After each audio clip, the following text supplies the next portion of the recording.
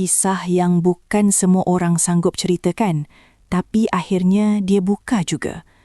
Pelakon Azhar Azmi tampil berkongsi satu fasa paling gelap dalam hidup dia. Satu pengalaman yang tak pernah dia bayangkan, ditahan, direman, disoal siasat. Dia kata sampai sekarang masih ada yang persoalkan macam mana dia boleh bebas. Seolah-olah ada yang tak puas hati. Orang akan cakap, aku hanya bercakap saja, tapi aku dah lalui semua prosedur. Tak ada satu pun yang aku elak. Dalam nada tenang, tapi jelas ada luka yang masih belum hilang.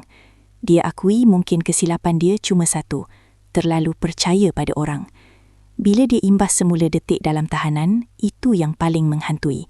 Bayangkan, dari kehidupan biasa, tiba-tiba berada dalam ruang yang sunyi, dinding, jeriji dan diri sendiri.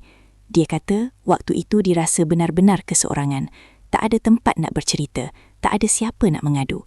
Dan yang paling berat, bila fikir tentang anak-anak. Saya cuma mampu doa, lindungi anak-anak saya, sebab saya tak boleh buat apa-apa dari dalam.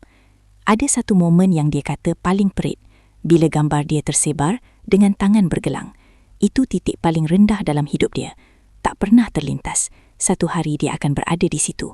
Dalam masa yang sama, Azhar juga jujur tentang kehidupan rumah tangga. Dia akui, kadang-kadang timbul rasa cemburu bila tengok pasangan lain bahagia. Bukan sebab tak bersyukur, tapi sebab dia juga manusia yang impikan keluarga bahagia sampai ke akhir hayat.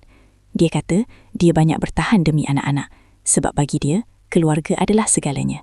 Terdahulu, Azhar bersama suaminya, Muhammad Apri Hasrin, pernah ditahan atas dakwaan menipu 2 individu berkaitan urusan gelaran dan tanah melibatkan jumlah hampir RM300,000 pada tahun lalu.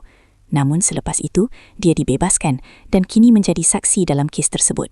Kisah ini bukan sekadar tentang salah atau benar, tapi tentang jatuh, bangun dan bagaimana seseorang cuba terus kuat walaupun diuji. Persoalannya, kalau satu hari hidup berubah sekeli mata, kita cukup kuat ke untuk hadap semuanya? Terima kasih kerana menonton Chua Viral TV. Jangan lupa like, komen dan subscribe untuk terus dapatkan update terkini tentang dunia hiburan Malaysia. Jumpa lagi di video seterusnya. Stay tuned untuk lebih banyak kisah sensasi